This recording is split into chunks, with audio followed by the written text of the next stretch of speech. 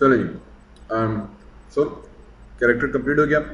Now if I go into new scene, don't save and let's open. ठीक, अब हमारे पास basically master four red final character हो गया। यंग अकबर जो कि लड़का था उसका कैरेक्टर कंप्लीट हो गया। और हमारे पास लोकेशंस में स्ट्रीट लोकेशन जो थी वो कंप्लीट हो गई थी। ठीक, तो बेसिक लोकेशंस भी बन गई, टेक्सचर सारी हो गई थी, कैरेक्टर्स तीनों कंप्लीट हो गए। Now the next phase is हमारे पास सीन कंपोजिशन एंड एनिमेशन में। तो let's get started. Now I start with the blank file. ठीक, अब इसमें जो नेक्स्ट हमारा बेसिक प्रोसेस होता है काम करने का, वो ये है कि we go into file and create reference. Reference क्या करता है कि आपकी जैसे इंपोर्ट करते हैं ना, एक ब्लैंक फाइल में कोई चीज़ इंपोर्ट कर दी तो वो एक्चुअली पूरी ओरिजिनल फाइल इंपोर्ट होकर आपके पास आती है। रेफरेंस में ओरिजिनल वहीं पर रहती है, सिर्फ उसका रेफरेंस आ जाता है, मीन्स उसका एक इंस्टेंस आ जाता है। उसका एडवांटेज ये मिलता है कि ओरिजिनल फाइल के कंटेंट नहीं आता, उसका इंस्टेंस आ जाता है। होता सबको लगता है कि वही चीज़ है, लेकिन वो सिर्फ उसका रेफरेंस होता है। और उसका जो सबसे बड़ा एडवांटेज ये मिलता है कि फॉर एग्जांपल आप टीम में 3 से 4 बंदे काम कर रहे हैं और या हम कैरेक्टर पे काम कर रहे हैं, तो अभी कैरेक्टर हमने कंप्लीट नहीं किया और 3 से 4 सीन्स में हमने एनिमेट किया, scene 1, scene 2, scene 3, scene 4, 4 scenes, चारों को अलग अलग एनिमेट करेंगे। अलग अलग फाइल्स बनाई, 6 फाइल्स बन सकती हैं। अब जब मैं टेक्सचर करने गया तो मैं टेक्सचर ओरिजिनल को करूंगा तो मुझे अब वो कैरेक्टर हर सीन में मौजूद है, तो मुझे इसका मतलब हर सीन में जाके उसको दोबारा से टेक्सचर, उसकी यूवी मैपिंग सब करना पड़ेगा, तो वो बड़ा ख्वारी वाला प्रोसेस आता है। लेकिन जब हम रेफरेंस लेते हैं तो वो बेसिकली क्या करता है कि आप ओरिजिनल को एडिट करोगे और उसके बाकी जितने भी इंस्टेंसेस हैं वो ऑटोमेटिकली अपडेट हो जाता है। तो इससे फिर बड़ा काम करना आसान हो जाता है। तो इसीलिए we would just go into create reference and सबसे पहले I would go into my location और मोर बिल्डिंग के लोकेशन का हम रेफरेंस ले लेंगे।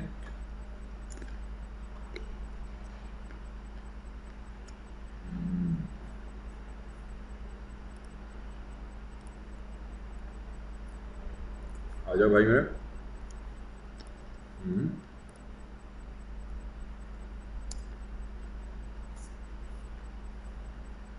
She is calculating.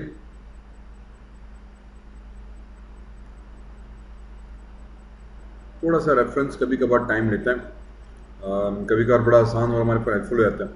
तो बेसिक हम आइडिया ये होता है कि हम रेफरेंस लेते हैं, इंस्टेंस आता है, ताकि कल को अगर कोई चेंजेस करनी पड़े या टीम में आप काम कर रहे हो तो दूसरे लोग बैक एंड पे उसको टेक्सचर कर रहे होगा एक बंदा, जब तक आप उसको एनिमेट कर रहे होगे तो बड़ा इजीली काम होता है। ठीक है, और फिर अक्सर हम सेव एस 3-4 एडिशंस फाइल्स के रखते हैं। तो मेरे पास कैरेक्टर का रेफरेंस भी सब में होता है, सिर्फ रेफरेंस होता है, इंस्टेंस होता है। और अगर कल को कोई भी जैसे फॉर एग्जांपल वापस जबान हमारी ख़राब हो गई तो मैं बेसिकली ओरिजिनल में जाके एक में चेंज मैं एडिट करूँगा और बाकी सब के अंदर वो दोबारा से एडजस्ट हो जाएगा। या टेक्सचर एक ओरिजिनल में करूँगा और उसके इंस्टेंस सारे अपडेट हो जाएंगे। तो एनिमेशन में using reference is very nice thing that you have to do. ठीक, और ये फाइल क्यों नहीं खुल रही भाई? खुल जा Samsung.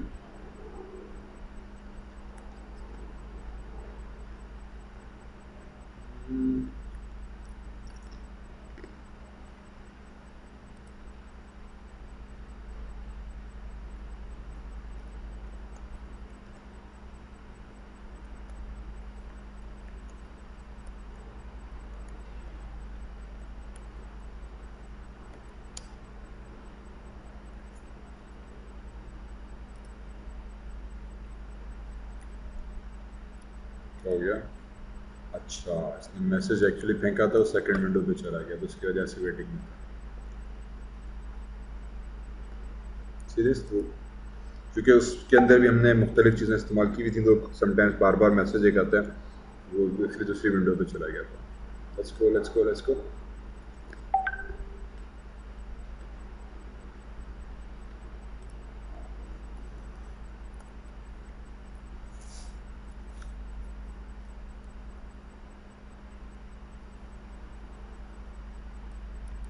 And there we go. ठीक है, तो basically as you can see कि हमें एक्चुअल मॉडल और सब चीज़ें वैसी की नज़र आ रही हैं, लेकिन ये सब रेफरेंस में। और जब हम अगर मुझे कोई एडिटिंग करनी है, चेंजेस करनी है, तो बेसिकली फिर हम जाके आपका रेफरेंस के ओरिजिनल फाइल में क्रिएट करते हैं। तो ये, और अगर आप आउटलाइनर में भी आओ तो ब्लू डॉट आपको इंडिकेट कर रहा है कि this is not an original file, ये रेफरेंस हमने क्रिएट की हुई है। और फिर अब हम इस रेफरेंस के ऊपर काम करेंगे। ओके, दूसरा चीज़ ये कि इसी रेफरेंस के ऊपर हमारे पास डिफरेंट लेयर्स में ऑब्जेक्ट्स मौजूद हैं and I actually don't like that. तो मैं इनको ज़रा सा रीनेम कर देते हैं, डबल क्लिक ऑन दैट और मैं इसको नाम दे देता हूँ for example all BUIL buildings, save.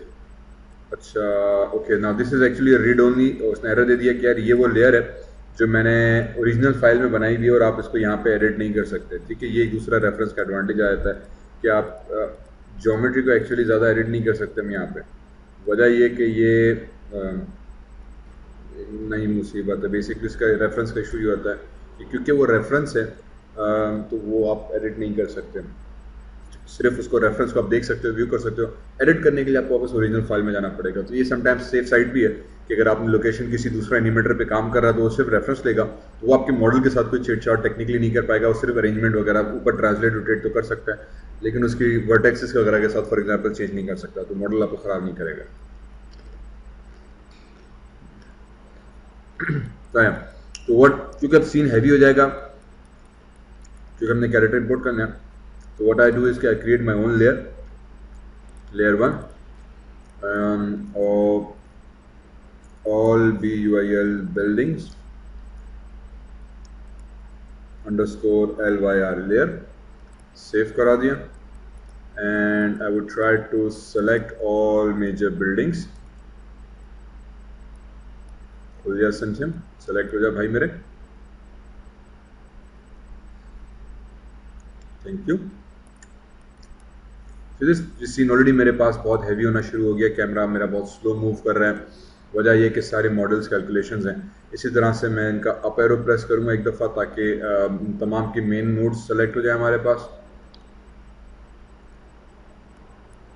Up arrow एक और दफ़ा, ठीक है। तो बेसिकली दैट शुड मीन कि इसकी जो मेन नोड्स थी वो सेलेक्ट हो गई। राइट क्लिक किया, add selected objects, and then I can hide the visibility. तो सीन गायब, नाउ मूवमेंट फास्ट हो गई, ठीक है। तो अब बेसिकली मैंने क्या किया, एक लेयर बनाई, सारी बिल्डिंग की लोकेशंस उस लेयर में डाल दी। राइट क्लिक किया, go into its attributes, layer के एट्रीब्यूट्स में। लेयर के एट्रीब्यूट्स में जाएंगे तो यहाँ पे एक्चुअली दिया हुआ इसमें डिस्प्ले टाइप नॉर्मल, टेम्पलेट या रेफरेंस। टेम्पलेट मीन्स अगेन वो वायर फ्रेम में आ जाएगा। विजिबिलिटी इफेक्ट दोबारा ऑन कर देते हैं, तो बेसिकली आपकी मॉडल जो है वो सिंपल वायर फ्रेम में आ जाएगा। दूसरा लेवल ऑफ डिटेल फुल या बाउंडिंग बॉक्स, ठीक है। We can do that as well कि हम उसको सिंपली बाउंडिंग बॉक्स में दे दें। शेडिंग नेटवर्क हटा दें कि यार शेडिंग मुझे नज़र ना आए, टेक्सचरिंग नज़र ना आए, प्लेबैक में मुझे वो मॉडल नज़र ना आए, and so on so fourth, ठीक है। तो अब देखो इसमें क्योंकि बहुत सारे ज्योमेट्रीज कुछ ज़रा स्ट्रेंज हैं, तो कुछ नज़र आ रही हैं, कुछ बाउंडिंग बॉक्स में हो गई, कुछ for what ever reason bounding box में नहीं हुई, क्योंकि एक्चुअली हमने उनके पेरेंट करते हुए उनके ग्रुप नोड्स को जो था सेलेक्ट करके इस लेयर में डाला था।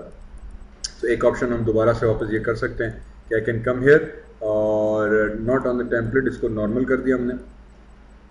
And if I select the layers again and channel box में वापस चले जाते हैं, क्योंकि मैंने ग्रुप्स को सेलेक्ट किया था तो ग्रुप्स को वो लेवल ऑफ डिटेल पे नहीं जा रहा। तो अब ऑब्जेक्ट्स को भी सेलेक्ट करते हुए ऐड सेलेक्टेड ऑब्जेक्ट्स इसमें डाल देते हैं एंड लेट्स सी कि वो सबको करता है नहीं करता। नाउ बेटर, खुल जाए सिम चल मेरे भाई।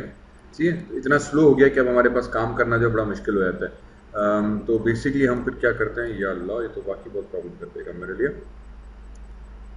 तो इस बेसिक आइडिया ये होता है कि फिर इस तरह की स्टैटिक बिल्डिंग्स जो हैं उनको या तो हम विजिबिलिटी से गायब कर देते हैं या फिर हम उसको सिर्फ लेवल ऑफ डिटेल्स कम करते हुए बाउंडिंग बॉक्स में आ जाते हैं। अब still it is showing me a lot of details, बहुत सारी चीज़ें दिखाने की कोशिश कर रहा है, हालांकि इतना हैवी होना नहीं चाहिए इसको, बट फिर भी वो है। तो मैं इन लोकेशन सबको फिर वापसी से सेलेक्ट किया,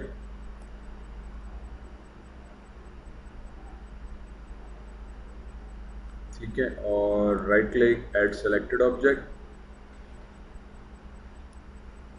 इसी तरह से आई गेस एक और दफ़ा लेयर, ताकि कोई ऑब्जेक्ट अगर रह गया हो, जैसे ये कुछ रह गए हैं, इन सबको सेलेक्ट किया इसमें से एंड खुल जा भाई, खुल जा भाई, खुल जा भाई, ठीक है। Add selected objects,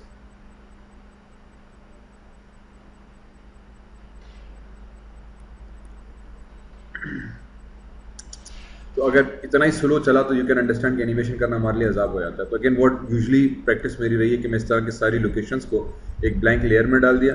now I right click on this layer और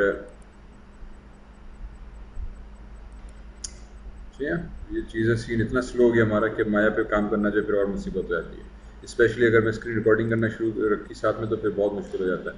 बहरहाल मैंने इसकी विजिबिलिटी जो थी हमने वो या तो विजिबिलिटी हाइड कर देते हैं, सो नाउ इसीलिए सब कितनी मजे से सीन मूव कर रहा है। तो वो लोकेशंस क्योंकि हैवी हो गई थी तो अब नहीं आ रही, सिर्फ मैंने रोड छोड़ दिया क्योंकि कैरेक्टर को मुझे रोड पे वॉक करते हुए दिखाना है, तो I can leave a certain path, बाकी सब हाइड करके फिर हम एनिमेट करेंगे। तो लेयर पे काम करने का एडवांटेज ये होता है। दूसरा समटाइम्स हम बाउंडिंग बॉक्स कर देते हैं और टेम्पलेट करके काम कर रहे होता है, ठीक है। और शेडिंग और टेक्सचरिंग को इन्फॉर्मेशन को भी फिर हम हाइड कर लेते हैं ताकि ना टेक्सचरिंग इन्फॉर्मेशन आए मेरे पास, ना शेडिंग इन्फॉर्मेशन आए, and I only have a basic bounding box मेरे पास आ जाए, तो थोड़ा सा काम करना मेरे पास आसान हो जाता है। चलें, तो ये एक सेटअप हमने रूम की लोकेशन के हिसाब से कर दिया। वापस आ जाता है चैनल बॉक्स के अंदर। If I want I can turn this on, for now मैंने इसको एज इट इज़ ब्लैंक छोड़ दिया। अब सेकंड फेज में हम कर देंगे फाइल आपका again create reference, option box and deferred lock group, best case shading network. I think let me just reset this settings, create reference और लोकेशन जो अब हमने कर दी थी। नेक्स्ट टाइम जो कैरेक्टर आएगा मेरा, तो फॉर एग्जांपल सबसे पहले मैं यंग अकबर भाई को जो था वो हम इंपोर्ट करा देते हैं, ये बात ठीक है। तो हमारे पास यंग अकबर भाईजान जो थे वो इंपोर्ट होकर इसमें आ गए।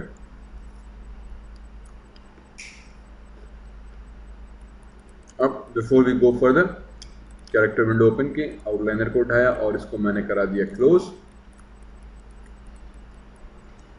इफ ऑल गोज वेल, अब सबसे खतरनाक फेज जो आता है जिसकी वजह से फिर मुझे बहुत सारी चीज़ें जो है हमें फिर करनी पड़ जाती हैं। एनिमेशन में हमने लोकेशन एक सीक्वेंस एक सेटअप पे मॉडल किया, कैरेक्टर मॉडल किया, वो एज पर अपने अलग, क्योंकि अलग अलग हम सब करते हैं तो साइज़ का प्रोपोर्शन का ख्याल नहीं रखा जाता, वो डिस्टॉर्ट हो जाता है। जब सीन को मर्ज करने बैठते हैं तो सबसे इंपॉर्टेंट चीज़ आती है कि उनकी प्रोपोर्शन साइज वगैरह आपको मेंटेन करो। अब वी कैन सी दिस कि रोड से कैरेक्टर बड़ा हो गया। अब जब स्केल करने बैठे तो सबसे गेम आती है, स्केल करने बैठे तो कैरेक्टर आपका जो है दुआएं होती है ख़राब ना हो, ठीक है। क्योंकि अब आप स्केल करने बैठे तो कैरेक्टर को आप स्केल कर रहे हो, लेकिन उसको स्केल करने की ट्रिक ये होती है कि आप ज्योमेट्री सेलेक्ट नहीं कर सकते क्योंकि ऑलरेडी स्कैन किया हुआ होता है। उसमें फेस के रिग्स और कंट्रोल्स ऑलरेडी आपने सेट किए हुए हैं, फेस की जीयूआई बनाई हुई है, आई के हैंडल्स लगाए हुए हैं, कंस्ट्रेंट्स लगाए हुए हैं, तो बहुत सारे कनेक्शन आपकी ज्योमेट्री के साथ आते हैं। तो स्केलिंग अक्सर औकात ज्योमेट्री को रिग को ख़राब कर देती है। तो फिर उसमें हमें एक्चुअली की नोड पकड़नी होती है आपके रिग के अंदर, जो मेन इसका कंट्रोलर आ जाता है। इन दिस ह्यूमन आई के मेन कंट्रोलर एक्चुअली पाँव के दरमियान वाला कंट्रोलर, रूट भी नहीं है क्योंकि ये सिर्फ रूट बोन को डिफाइन करती है। मेन कंट्रोलर ये वाला है। हम इस मेन कंट्रोलर को सेलेक्ट करेंगे, अगर हम इसको मूव करेंगे that would move my entire character and you can already see कि ये चीज़ हो रही है जो नहीं होनी चाहिए थी। भाई ये क्यों हो रही है?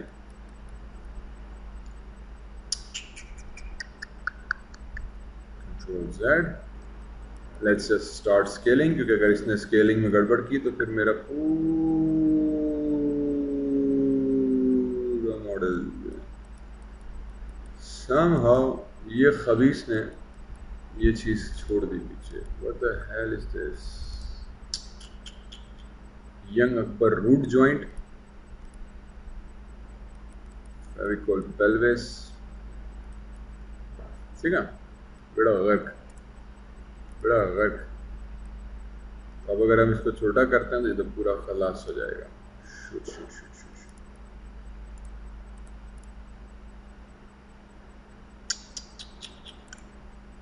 Close tab and close tab, इसकी वैल्यूज को उठा के वापस 1 कर दिया, which is suppose to be normal. Character में चले गए, इसको सेलेक्ट किया,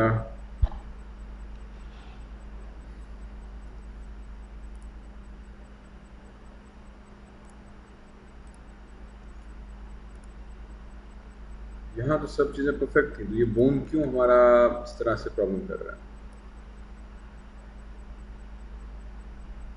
शायद जब हमने इसकी रिग के कुछ किया था तो मैंने कोई एक आधी गलत बोन सेलेक्ट कर दी होगी, जिसकी वजह से कुछ न कुछ पंगा, कुछ न कुछ इशू, कुछ न कुछ फड्डा हो गया होगा।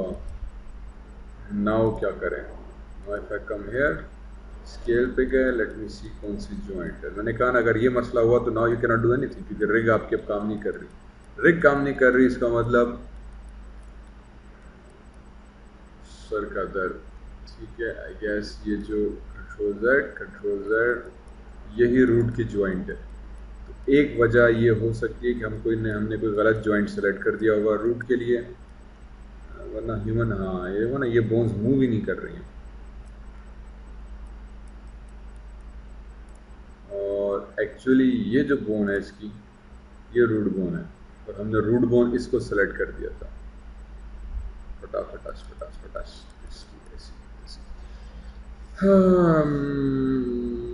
Now what we can do, अगर इन दिस केस, क्योंकि हमने जॉइंट स्ट्रक्चर ये इंपोर्ट किया था दूसरे मॉडल का, ठीक है, और फिर हमें रूट सेलेक्ट करना था, तो हमने मैपिंग करके रूट सेलेक्ट की थी, और वो root actually instead of this joint ये जॉइंट हो गया था। तो अब ये कंडेंट हो गया और ये एक्चुअली रूट होना चाहिए। तो समझो हमने मेन पेरेंट है, ये चाइल्ड है, तो हमने चाइल्ड को मेन कंट्रोल कर दिया, तो चाइल्ड तो मूव हो रहा है, पेरेंट बेचारा नहीं, कहीं नहीं, वहीं कर रुका है, तो उसकी वजह से ज्योमेट्री खराब हो रही है। उसूलन पेरेंट को मूव करो तो फिर सब चीज़ें साथ में हमारे पास कंट्रोल मूव हो रही होती है। तो ये चीज़ हमारी गड़बड़ कर दी। अगर खुदा ना खास्ता है और अगर आप वीडियो फॉलो कर रहे हो तो मेरे हिसाब से ये प्रॉब्लम आपके साथ भी आना चाहिए, ठीक है। तो इन this case let's not worry about that, इसको मैंने यहीं पे रखा क्योंकि अभी ये रेफरेंस है, तो मैं इसमें फ़िलहाल ज़्यादा एडिटिंग नहीं कर सकता इन टर्म्स ऑफ कंट्रोल्स, तो मुझे ओरिजिनल में जाके एडिट करना पड़ेगा, इसमें जाके कुछ ना कुछ जुगाड़ लगाते हैं। दूसरा, if I open, not open, file, create reference, go into option box और मॉन्स्टर भाई को उठा लेते हैं। लेट्स सी कि उसमें क्या मसले हो रहे हैं, ताकि फिर सारे मसले मसाइल की जो गुफ्तगू है वो एक साथ ही की जाए।